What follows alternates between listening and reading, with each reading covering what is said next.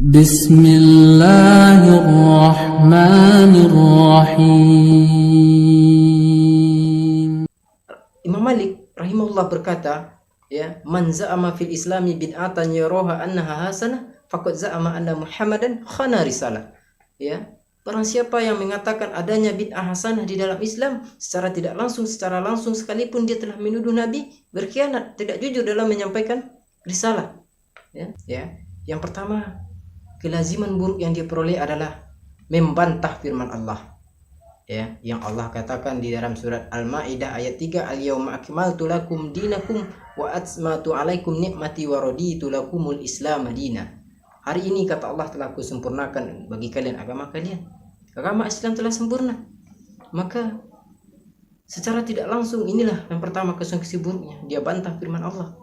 Seolah-olah dia bantah firman Allah, ya Allah, enggak ya Allah, ini masih ada amalan yang baru yang tidak pernah dicontohkan oleh Rasulullah sallallahu alaihi wasallam. Nauzubillah. Assalamualaikum warahmatullahi wabarakatuh. Alhamdulillah wassalatu wassalamu ala Rasulillah wa ala alihi wa sahbihi wa man wala. Baik teman-teman, kembali dengan saya Henry Ridal, seorang hamba hina dan pendosa, ya, karena sejatinya di mata Allah kita adalah hina. Buktinya di setiap sujud dalam solat kita adalah menghinakan diri di tempat yang paling hina, yaitu tanah. Ya, kita adalah pendosa karena tidak ada manusia selain Nabi Muhammad SAW maksum, terbebas dari perkara dosa. Itulah kita disunnahkan mengapa selesai solat kita dicontohkan oleh Nabi membaca istighfar 3 kali. Bentuk dari istighfar ini adalah memohon ampun kita kepada Allah atas segala dosa. Baik, video kali ini saya akan membahas tentang wasiat Nabi Sallallahu Alaihi Wasallam di khutbatul hajah. Di video saya yang sebelumnya sudah dijelaskan bagaimana cara atau lafaz ayat Nabi ketika berkhutbah. Kali ini kita akan bahas, karena memang di video tersebut di khutbatul hajah, ya, ini merupakan khutbah yang sering dibawakan oleh Nabi Sallallahu Alaihi Wasallam, karena di dalam khutbatul hajah itu adalah ada pujian terhadap zat pencipta alam, kemudian kebutuhan seorang hamba kepada Allah, terhadap Allah, ya, ibadah seorang hamba, kebutuhannya kepada Allah, dan serta permintaannya kepada Allah dalam segala hal. Kemudian ada persaksian di sana bahwasanya tidak ada Tuhan yang berhak disembah kecuali Allah, tidak ada, ya, nabi yang diutus kecuali kita membenarkan adalah Nabi Muhammad SAW sebagai penutup Nabi. Kemudian yang keagungan dari Al-Quran dan Sunnah, dan yang terakhir adalah larangan Nabi SAW untuk berbuat bid'ah. Baik teman-teman, sebelum lanjut jangan lupa di like dan subscribe semua channel Islam di dalam mendakwahkan syiar Islam. Jangan di skip ya, jangan di skip biar nggak gagal paham. Teman-teman, jelaskan bahwasanya Rasulullah melarang kita berbuat bid'ah. Kenapa Rasulullah melarang kita berbuat bid'ah? Ya, karena kalau kita bicara bid'ah ini terkadang di sebagian teman-teman menjadi momok yang menakutkan. Padahal ini keluar langsung dari lisan Nabi kita yang mulia Sallallahu Alaihi Wasallam.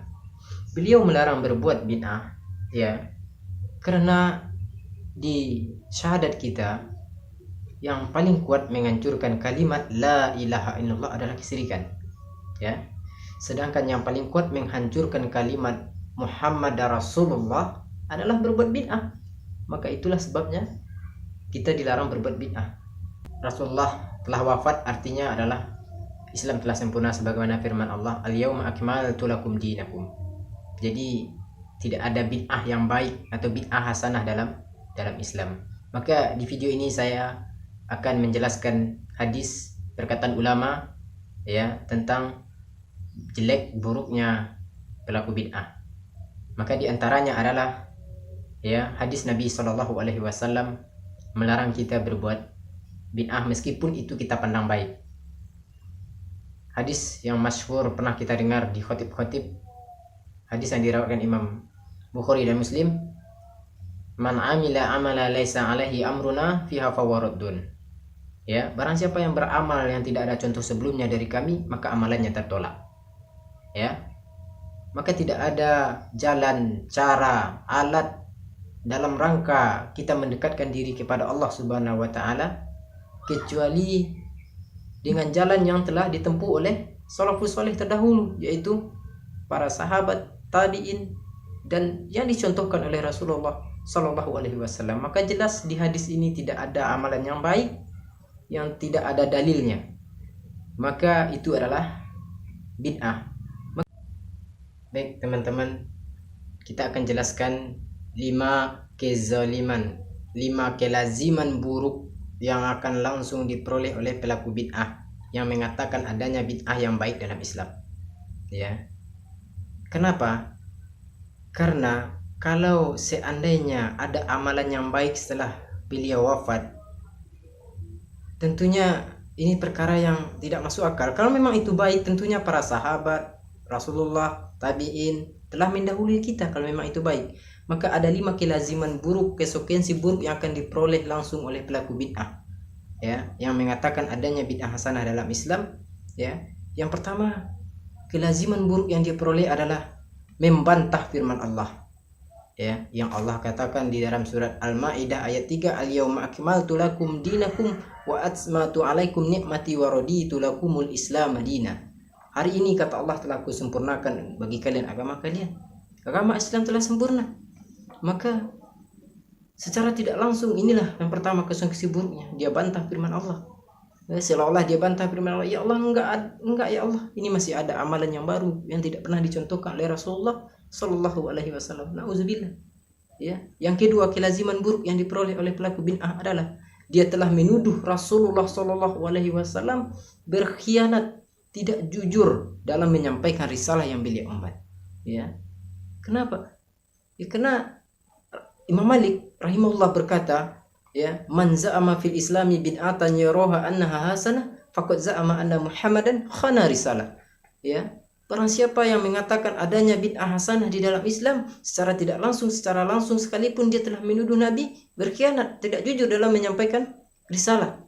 Ya, karena Allah telah katakan al-yauma akmaltu lakum dinakum. Ini yang kedua. Yang ketiga, kelaziman buruk yang langsung diperoleh oleh pelaku bid'ah adalah dia telah menuduh para kaum muslimin kurang dalam ibadahnya. Ya, karena dia masih menganggap ada ibadah yang baru yang belum dia kerjakan, yang tidak ada dicontohkan oleh Rasulullah Sallallahu Alaihi Wasallam. Yang keempat, kelaziman buruk yang diperoleh oleh pelaku bid'ah adalah mensyariatkan yang tidak disyariatkan. Ya, beliau seseorang yang melakukan bid'ah, dia seolah telah mensyariatkan sesuatu yang tidak disyariatkan. Ini kelaziman buruk yang keempat. Yang terakhir, dia telah menuduh para sahabat yang langsung mendapatkan ilmu dari Nabi Sallallahu Alaihi Wasallam tidak sempurna, tidak berkhianat, tidak jujur dalam menyampaikan ilmu tersebut. Ya, ini bahayanya ketika kita menyatakan, meyakini adanya bid'ah hasanah dalam Islam. Karena jelas di dalam khutbatul hajah, kullu bid'atin dolalah, seluruh bid'ah adalah sesat.